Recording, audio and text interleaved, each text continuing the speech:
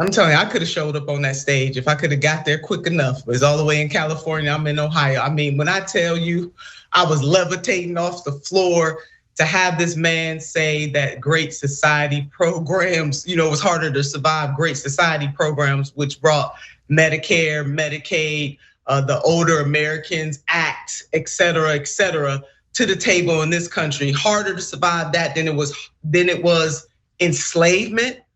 I mean, the man is total insanity. And he is the only black man on that stage, so he had to go in and just overdo this thing to say that because he made it, he's an example of how every single black person in this country can and should have made it, and that America is not a racist nation. The hell if it isn't. It was founded on racism and bigotry, and the remnants of that fact are still in play in the 21st century. How I wished most black people lived in the world that Tim Scott is claiming to live in. And I guess for that audience, that plays, and he thinks he's gonna get some brownie points for just throwing not only just black people under the bus, but historically, he is absolutely wrong, shilling for these folks. Enslavement, slavery was one of the most cruelest things that this country has ever done. Chattel slavery. That's it. And no amount of whitewashing it is gonna change it. I mean, hell, he might as well go ahead and lock arm in arm with DeSantis. DeSantis was asked a direct question. Let me not let him off the hook either.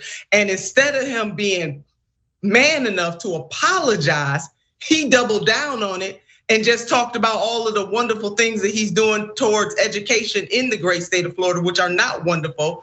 Continue to push that rhetoric about critical race theory and doing away with diversity and inclusion. That man is a liar and the truth is not in him either. But Tim Scott, time and time again, keeps shilling for these folks. He's not gonna be president of the United States of America. And it's no matter how often he denies the viciousness and the vileness and how dehumanizing enslavement was for our ancestors, is not gonna get him to the White House. And I wish he would just stop it. It was one of the most embarrassing things that happened on the stage. But he too was true to form.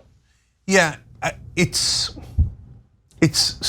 almost weird. It's so over the top how extreme Republicans are. So for example, if you were to make a nuanced argument against Great Society, you would say, well, look, it brought us Medicare, Medicaid, those are incredibly popular programs. Medicare pulls at around 80%. So obviously it had some upsides. And obviously nothing is worse than slavery, et cetera, et cetera.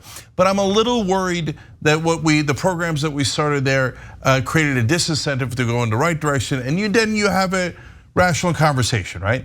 But nobody ever has a rational conversation in politics. That wasn't rational at all. Instead, you take the Great Society, which had some downsides and enormous upsides, and you say it's worse than slavery. Crazy. And the white guy can't say that, but Tim Scott can say that. They think Tim Scott can say that. But I got news for you. It doesn't come off any better coming out of a black person's mouth, right? And it's embarrassing, it's humiliating, it's putting on a show so that those folks will like you. But Tim, they're never gonna like you enough. He's playing into a stereotype also about black people as well.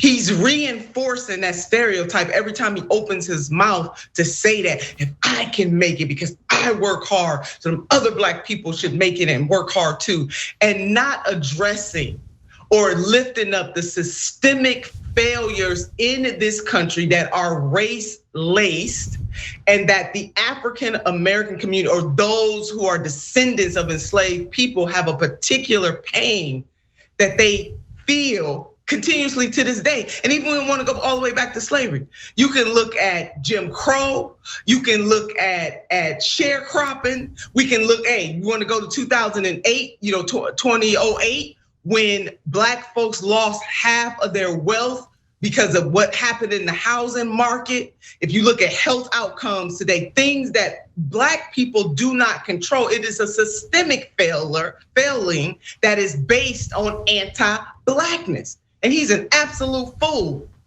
Absolute fool. Yeah, and by the way, there's so many other ways that you can address it. First of all, why is it only in the context of black Americans?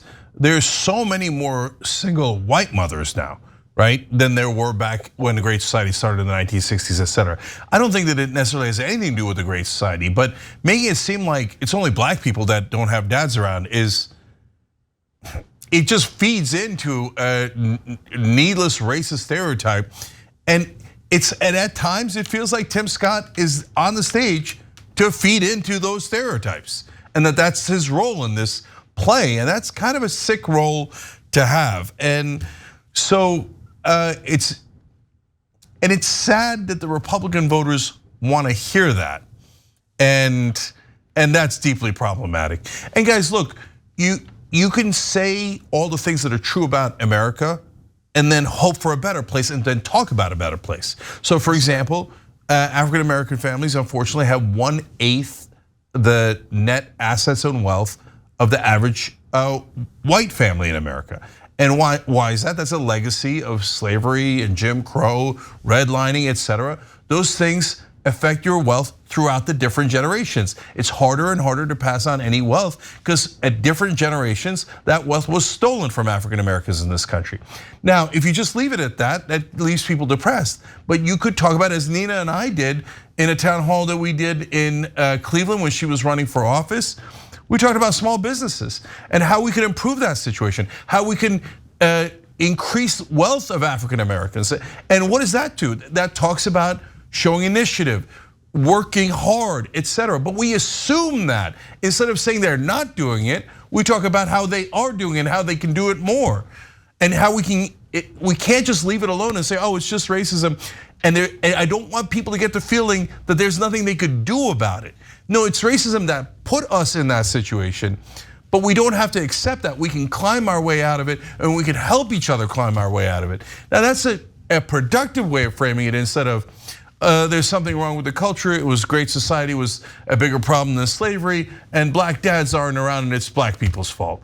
Well, if you're gonna do that, then don't bother showing up. And Tim, if you convince, I say it like I know him, but Senator Scott, if you convince people that black people are the problem, you're gonna have trouble getting their votes when you're black. I don't know if that ever occurred to you.